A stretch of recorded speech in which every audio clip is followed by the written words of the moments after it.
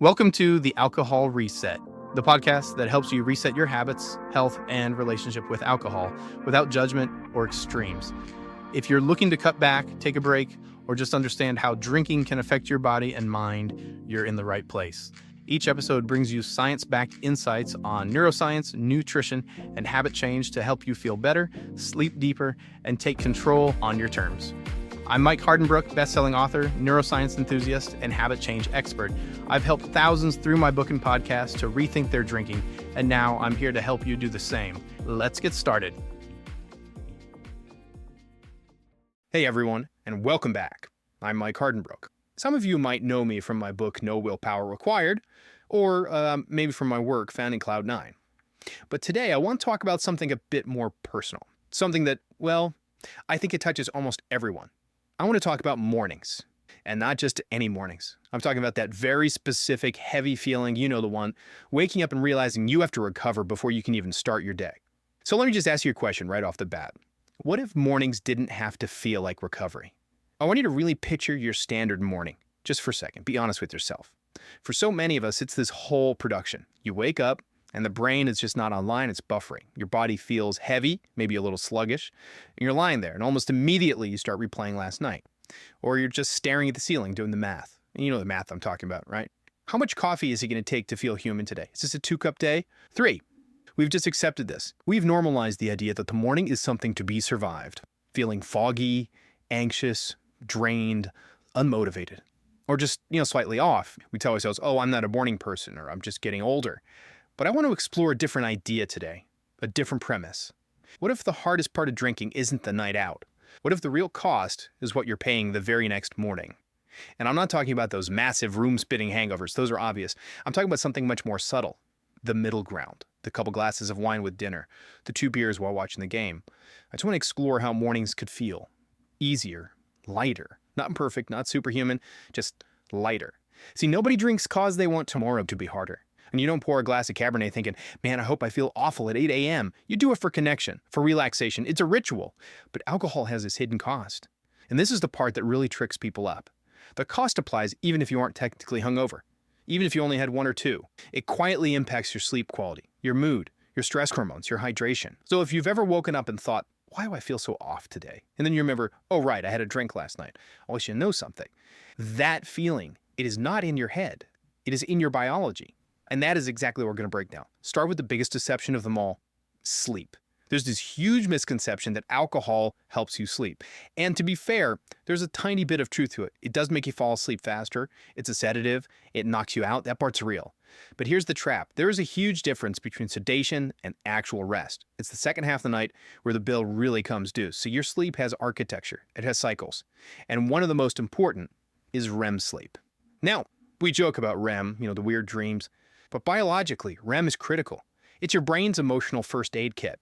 It's for memory, clarity, mood stability. Think of REM as like the janitorial crew for your brain. During the day, you make a mess, stress, emotions, information. At night, that crew comes in, files things away, sweeps up the trash so you can start fresh. Well, when you drink, alcohol suppresses that REM sleep. You are basically locking the doors so the cleaning crew can't get in. So you might get 8 hours on the clock. Your fitness tracker might say you were horizontal for 8 hours, but you aren't getting 8 hours of recovery. You're just unconscious. On top of that, alcohol triggers these little nighttime awakenings. As it wears off, your body goes into a mini withdrawal. You might not even remember waking up, just tossing and turning a bit more.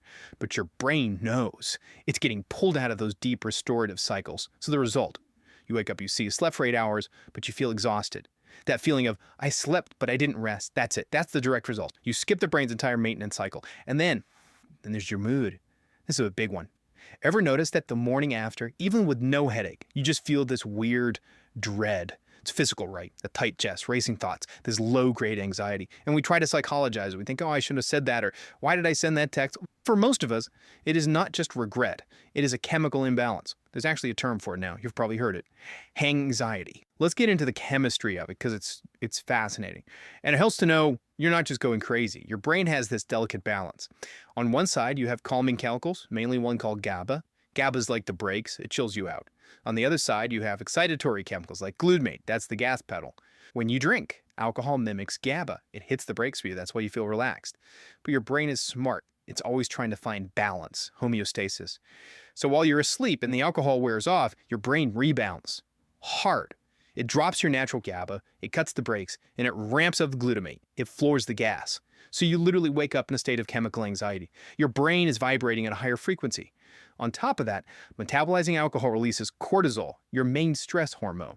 So just picture this: a brain low on calm, high on stress, and a body flooded with stress hormones. That emotional static you feel, that is not a personality flaw. It's a physiological reaction. It's just math. And speaking of physiology, we have to talk about water and sugar.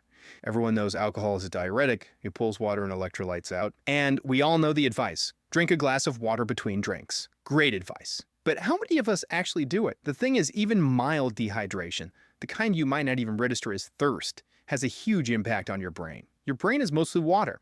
When it's dehydrated, it can cause fogginess, sluggishness, and that headache. Your concentration tanks. Your energy dips. And most people just think, man, I'm tired today. They don't connect the dots.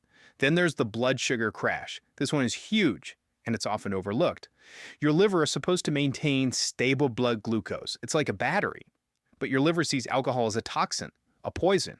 So when alcohol is present, your liver drops everything else. It puts all other tasks on hold to get rid of that alcohol. And one of those tasks is regulating your blood sugar.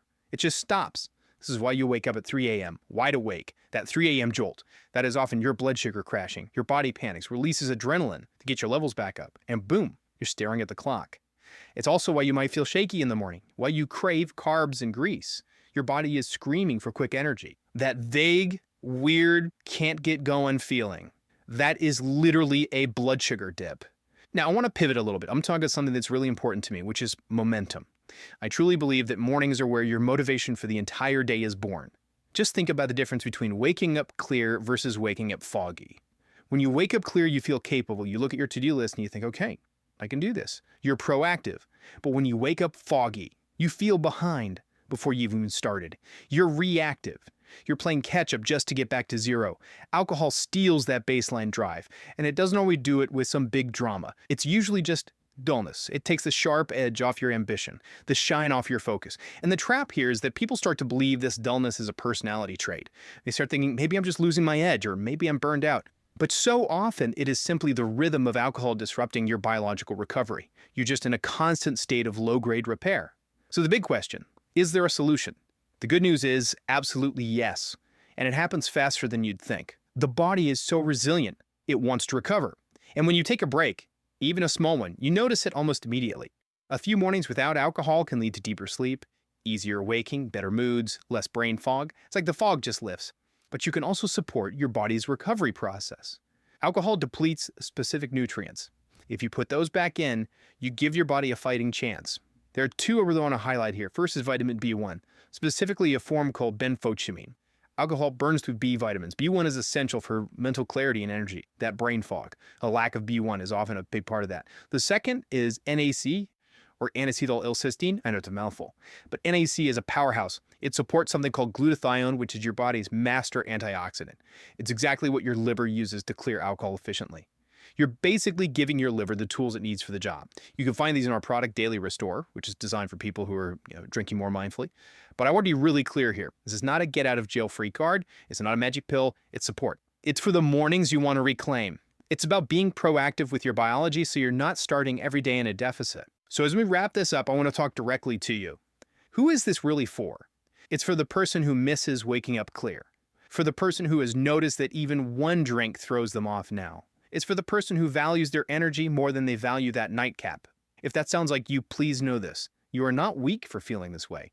You're simply noticing the biological reality of how your body works. You're paying attention. And your mornings, they are so much more than just the start of the day. They represent your mood, your focus, your patience, your life force. So I will leave you with a final thought, a reframe. Usually when we talk about this, we come from a place of restriction. We ask, should I drink less? And that feels like a chore.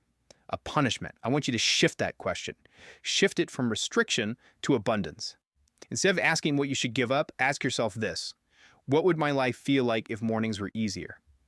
Imagine waking up and your brain is already online. Imagine having natural energy without needing 3 coffees to function. What would change in your career, your relationships? What would happen if you started choosing that feeling of clarity just a little more often? Think about that.